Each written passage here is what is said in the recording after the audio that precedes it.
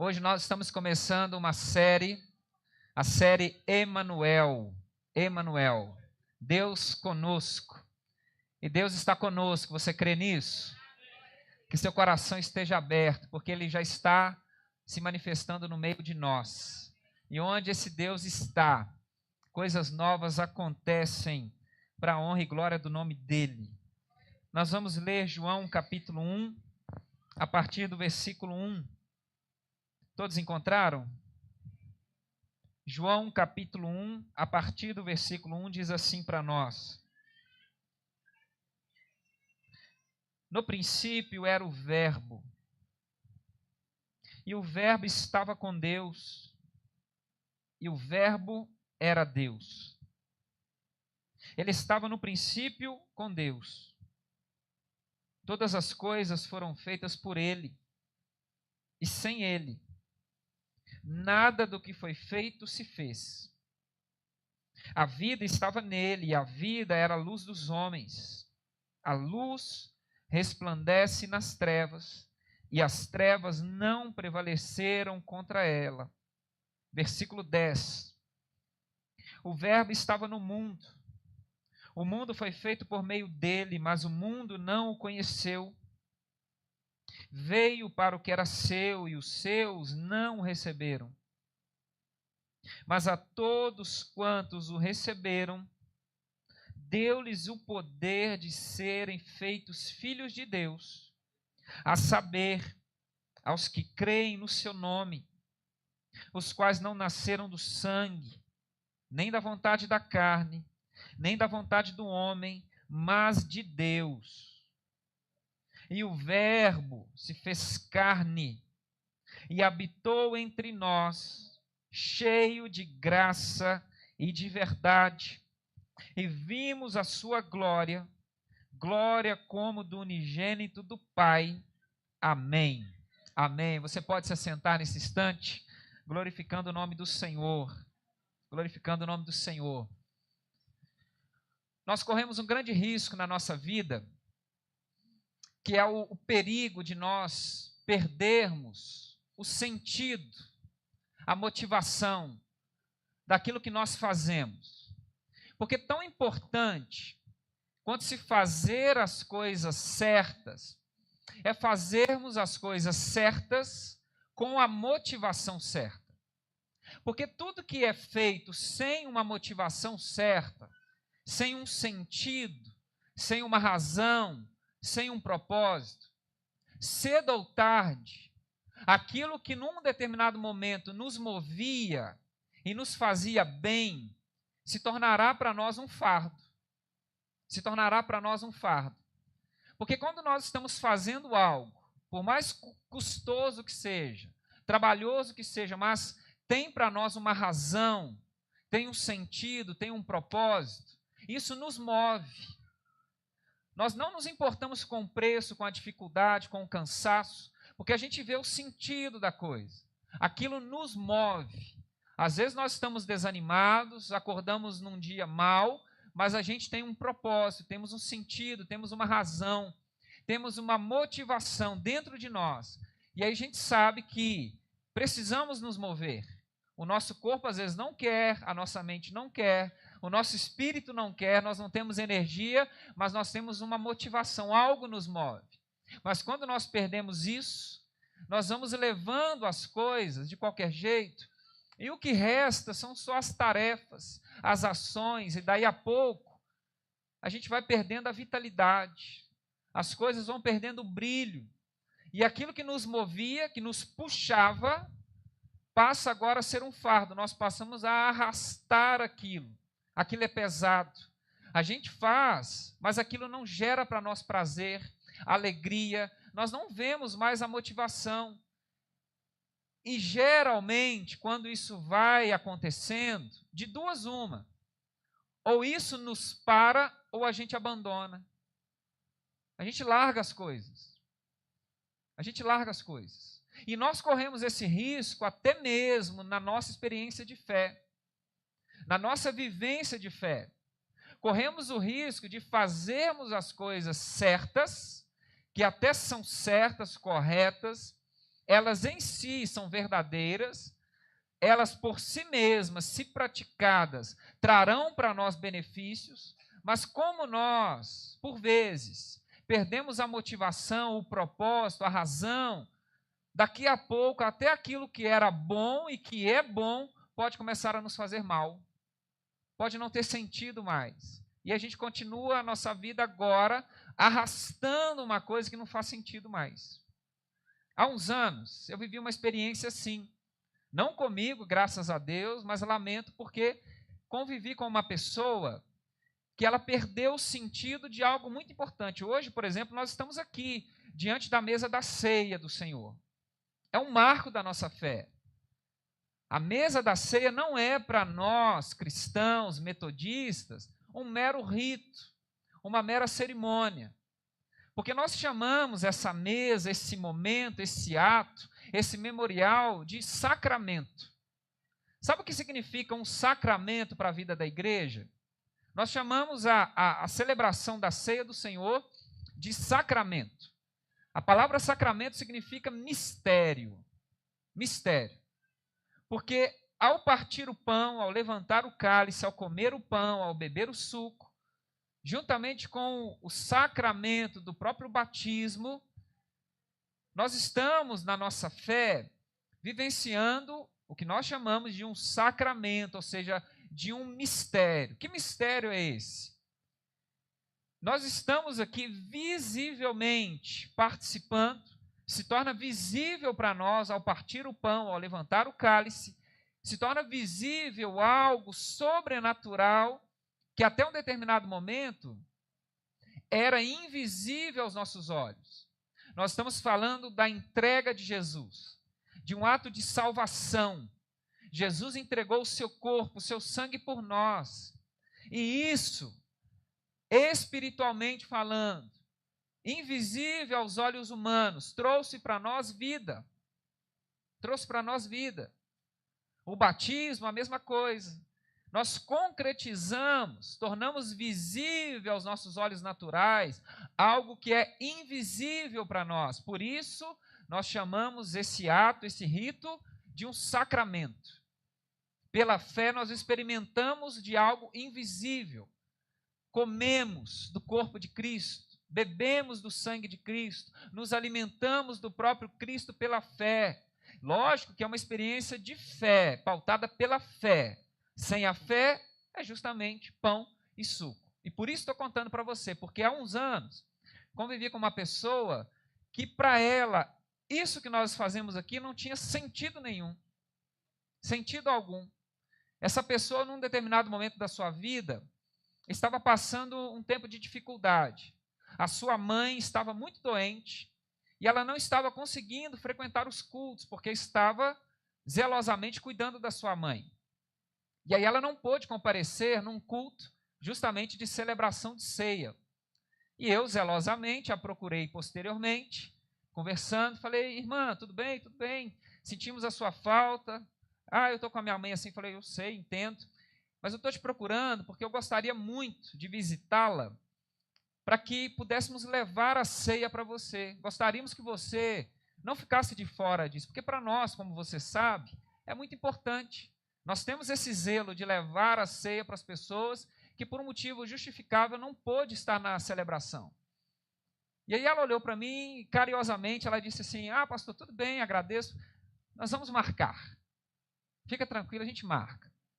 Passou uma semana, 15 dias, 20 dias, 30 dias, e todas as vezes que eu a procurava, ela dizia isso, não, pastor, tudo bem, eu entendo, mas a gente marca, pode ficar tranquilo, a gente marca.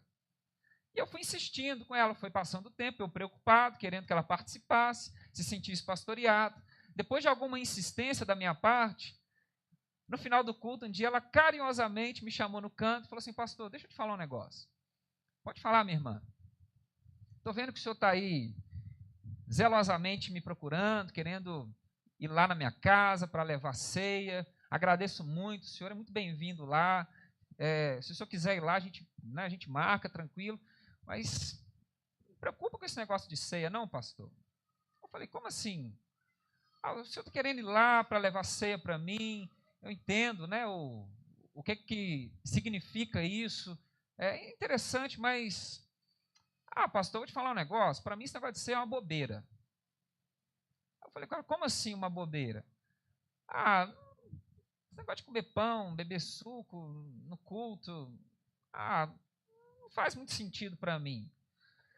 Só que o que me chamou a atenção é que ela regularmente, nos cultos de ceia, se levantava e ia até a mesa da ceia, pegava o pão, o suco, voltava e tal. E eu estou falando de uma pessoa que estava na vida da igreja, quando eu a conheci, há mais de 20 anos, participando, membro, batizado, tudo. E regularmente ia até a mesa da ceia, pegava o pão, o suco, normal, zelosamente, né? E aí eu perguntei para ela, mas se para você é uma bobeira, foi a palavra dela, é uma bobeira, não tem sentido, não tem propósito, me responda uma coisa, por que nos cultos de ceia você se levanta e vai até a mesa da ceia e pega o pão, o suco e participa? Por quê? Ela me respondeu uma coisa muito interessante. Ela falou, pastor, é óbvio. Eu falei, como assim é óbvio? Se na hora da ceia eu não me levantar e ir pegar o pão e o suco, todo mundo vai achar que eu estou em pecado. Todo mundo vai ficar se perguntando assim, a fulana não foi para a mesa. Falou assim, pastor, você sabe que o povo é linguarudo, você sabe, né, pastor? Eu falei, você que está dizendo. E se eu não for, aí desde pequeno e tudo, todo mundo vai olhar para a irmã fulana e vai se perguntar, tem coisa aí. E vai começar a fofocar. Então, pastor, é mais fácil. Eu levanto, vou lá, pego o pão, o suco, como, participo, mas para mim não faz diferença. Então não perde o seu tempo não, pastor. Se você quiser ir lá, eu passo um café, a gente come um abrô e tudo. A gente come, mas bobeira, pastor, não se preocupe. Acreditam nisso? Olha a seriedade das coisas que a gente está vivendo. Uma pessoa que olha para o nosso símbolo, nosso sacramento, e é esvaziado para ela. Mas como eu disse, nós corremos esse risco.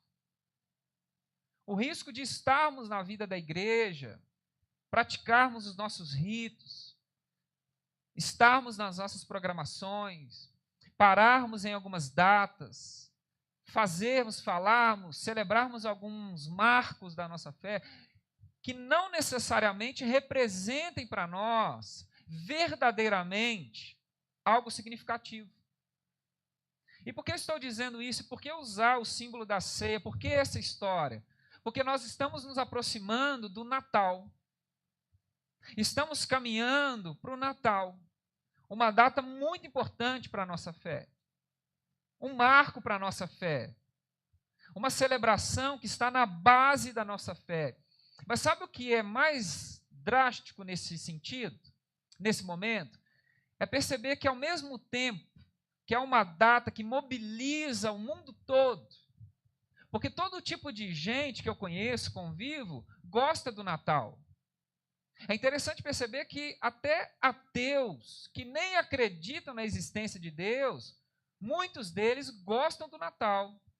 Porque parece que as ruas ficam mais bonitas, as pessoas mais alegres, tem festa, tem comida, celebração, cidade maravilhosa, né? Pisca-pisca, aquele clima, o verão ajuda nisso. Um clima bom.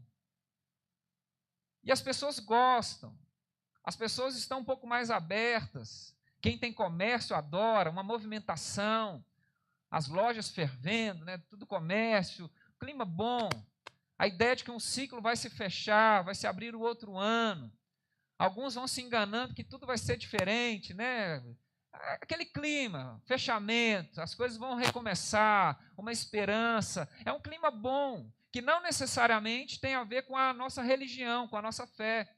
É um evento social. O Natal hoje extrapolou isso, por exemplo, a Coca-Cola nada de braçada no Natal. De braçada. Né? Para muitas pessoas, Natal e Coca-Cola estão ali fundidas, né? As cores, um marketing fantástico. Mas é uma data que extrapolou. Mas sabe qual é o risco? É de nós, cristãos, nós, metodistas, caminharmos em direção ao Natal esvaziados. sem termos clareza para onde estamos indo, a respeito do que nós vamos celebrar, por que nós pararemos, por que nos assentaremos, por que levantaremos a nossa voz, por que gastaremos tempo, por que pararemos nessa data. Nós precisamos fazer essa reflexão, porque a grande pergunta que nos cabe nesse tempo, ao longo dessa série, e até o dia 25/12, por mais redundante que pareça, é: o que é Natal? O que é Natal? Essa é uma pergunta importante. O que é Natal? Há muitas pessoas fazendo muitas e muitas coisas no Natal, sem necessariamente viverem o Natal. Sabe por quê? Por exemplo, você pode olhar aqui, a nossa igreja está linda. Luzes, árvore, presentes, guirlanda, tantos e tantos símbolos, há muitos outros. Faremos, por exemplo, o que é comum, um jantar, a chamada ceia de Natal. Famílias com tradição de amigo oculto, troca de presentes, almoço, janta, viagens, enfeites e por aí vai. Só que nada disso, por si só, garante que nós estaremos vivenciando o Natal. É errado, por exemplo, pararmos, nos assentarmos em família, colocarmos uma mesa linda, escolhemos um prato especial, comemorarmos e comermos juntos, celebrando. É errado isso? Claro que não. Se você puder fazer, faça isso. Se assente com os seus, coloque a melhor mesa que você puder, faça o melhor prato. Se assente, comemore, mas comer algo bom numa mesa boa, cheia de pessoas, não necessariamente fará com que você esteja celebrando o Natal. Colocar um pisca-pisca na fachada da sua casa é errado? Não, se você gosta e puder, coloque. Escolha as cores, os símbolos, tantas luzes, faça o que você quiser, mas não pense que colocar um pisca-pisca na fachada da sua casa fará com que você estará comemorando o Natal. Fazer um amigo oculto, trocar presentes é errado? Não, não é. Se você quiser e puder, faça isso. Presenteie alguém, nas brincadeiras ou não. Elogie, dê um presente aleatório ou numa brincadeira dessa, mas dar um presente para alguém significa que você está vivendo o Natal? Não, de maneira alguma. Comer aquele prato típico do Natal significa que você está vivendo o Natal? Não. Se você puder colocar aquela carne maravilhosa, escolha o prato dos seus sonhos, coma, mas encher a barriga no Natal não garante que você estará vivendo o Natal. É muito importante essas coisas ficarem muito claras para nós. Pausar um dia, você está trabalhando desenfreadamente, e aí você para dia 25, feriado, você tirou o dia de folga, é Natal? Não. É errado parar e descansar? Claro que não, descanse. Durma até a hora que você quiser, vai passear, faça o que você quiser. Se você puder, aproveite o seu dia, mas tirar um dia de folga, guardar o feriado do dia 25 de dezembro, garante que você está vivendo o Natal de maneira alguma. Sabe por quê? Podemos fazer todas essas coisas que estamos dizendo aqui, todas elas, uma de cada vez ou todas ao mesmo tempo, e não necessariamente vivenciarmos o Natal. Porque tudo isso pode estar no Natal, das suas mais variadas formas, mas são adereços. Adereços. Adereços. Sabe por quê? Se você não puder e não quiser colocar um pisca-pisca na sua casa, você pode viver o Natal. Se você não puder colocar uma mesa linda na sua casa, você vai viver o Natal. Se você não puder até mesmo nem parar a sua agenda, talvez por causa de escala de trabalho, enfim, você pode viver o Natal. Sabe por quê? Porque João aqui vai nos ajudar a entender o que é Natal. O que é Natal? O Natal é a celebração, irmãos e irmãs. É a nossa gratidão. É a nossa consciência. É a nossa fé num ato de Deus para conosco. Numa ação de Deus para conosco. O que João está dizendo para nós? João está dizendo para nós que um dia na história, Deus, por causa do seu amor para conosco, Ele invadiu a nossa história. Ele veio ao nosso encontro. A salvação, o amor, a luz de Deus invadiu a nossa história. Nós estávamos no caos, na morte, na dor, na angústia. Tudo estava debaixo de trevas, de escuridão. O pecado havia nos encerrado. Estávamos debaixo do caos, do caos. E aí João está dizendo para nós que Deus enviou para nós o seu Filho.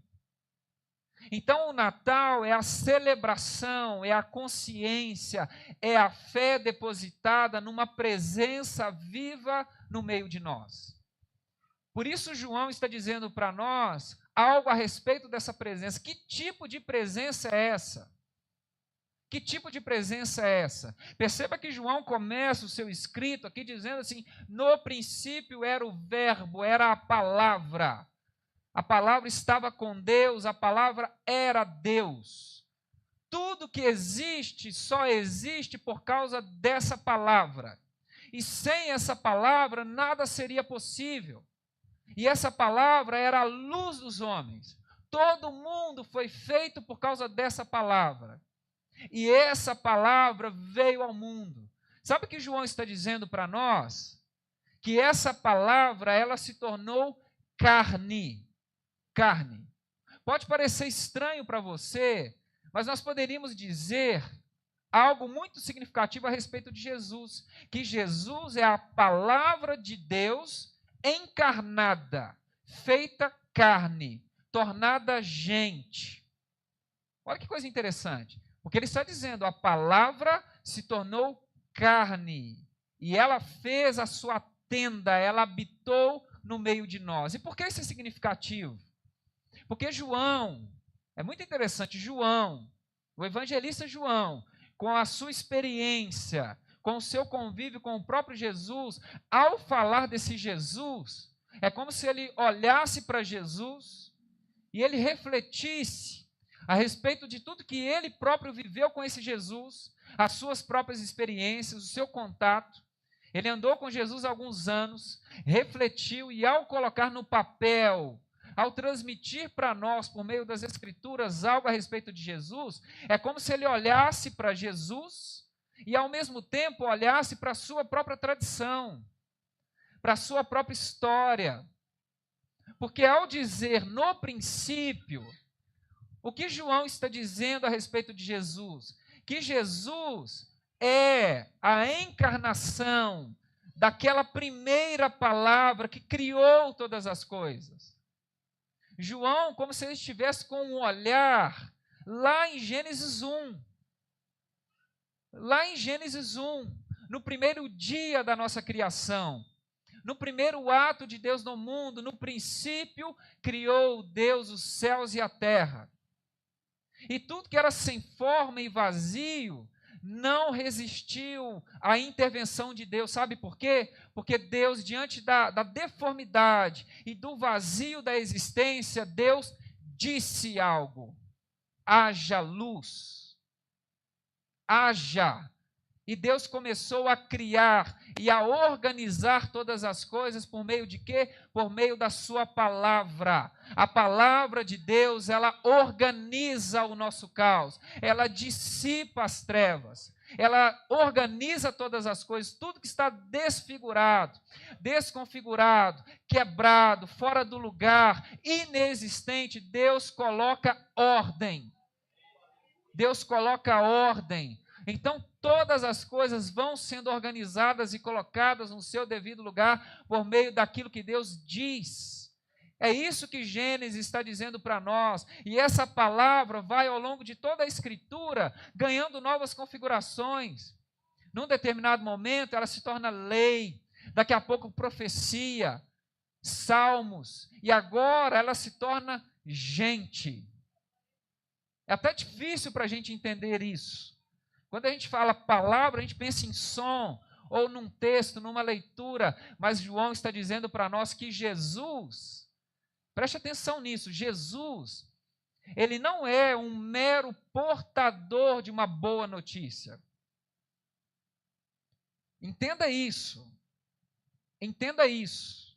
Há muitos cristãos ainda com uma mentalidade equivocada a respeito de Jesus. Porque, por exemplo, eu posso ser para você e você pode ser para mim um portador de uma boa notícia. Por exemplo, pastor, vamos comer um churrasco? Notícia maravilhosa. Né? E tantas outras. Eu posso ser para você um portador de uma notícia maravilhosa. Em todos os aspectos da vida.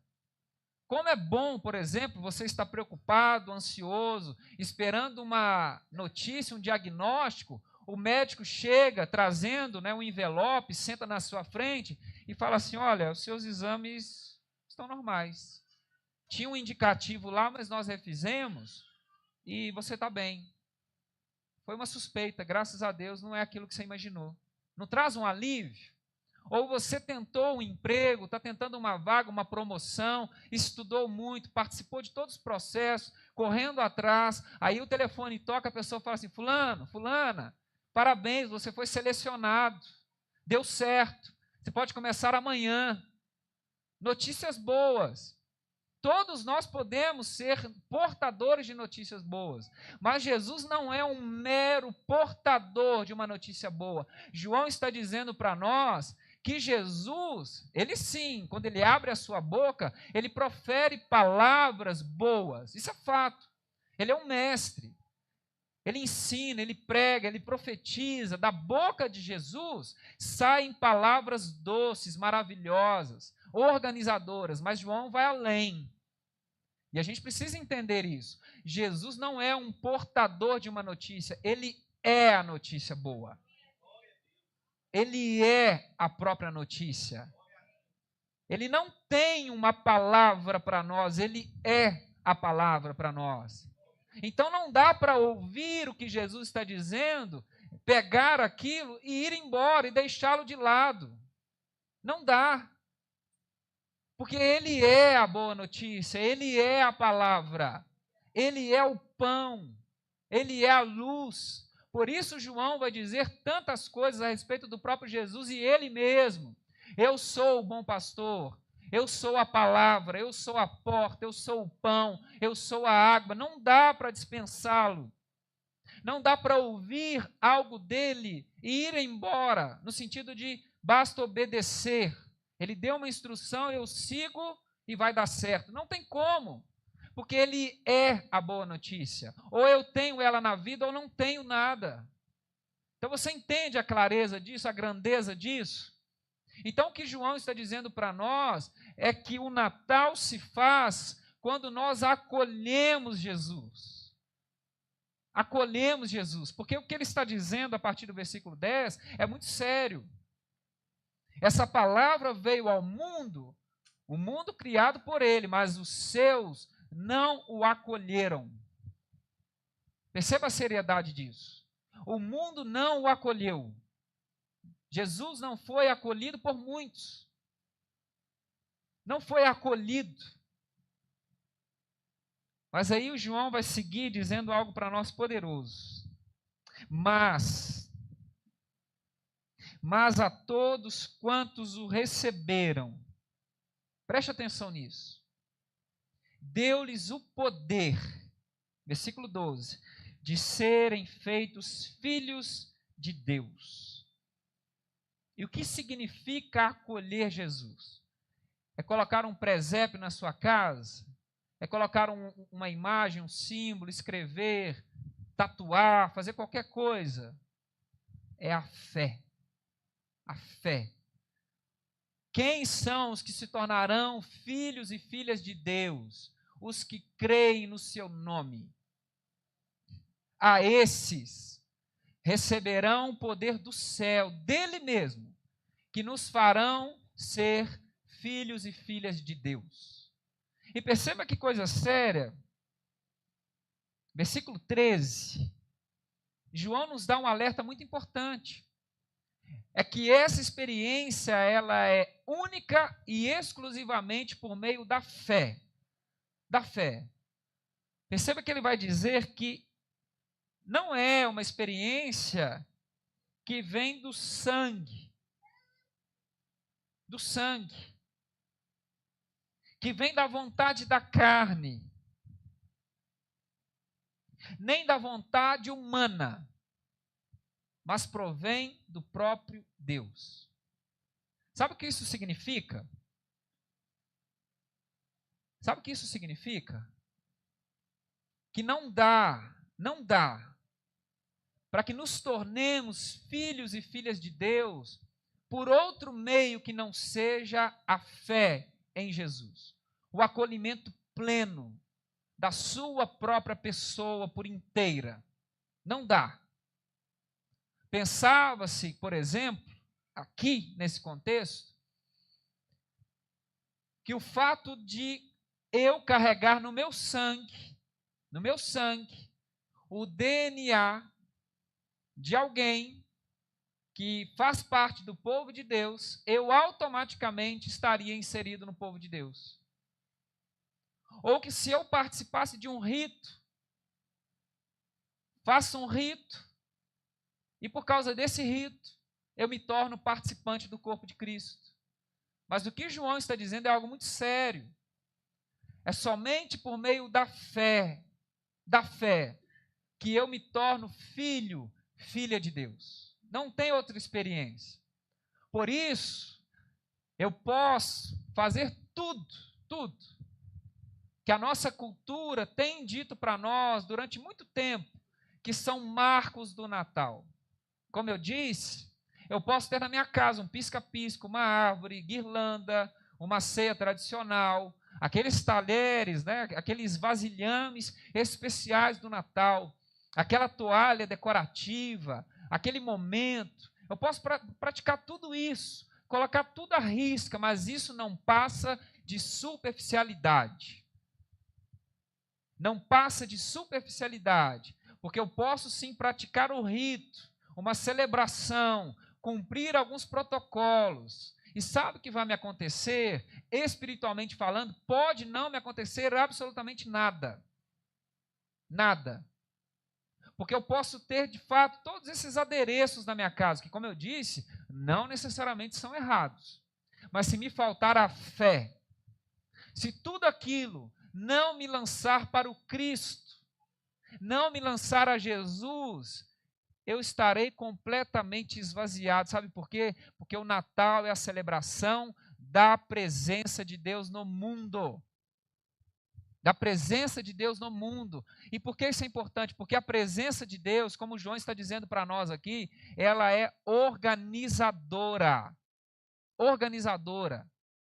Quantas famílias estão debaixo de guerra, de caos, de confusão, de tantos e tantos traumas, dificuldades, e elas param para uma celebração que, como eu disse, tem enfatizado isso, não necessariamente é errada, mas elas se levantam da mesa exatamente como se assentaram, vazias.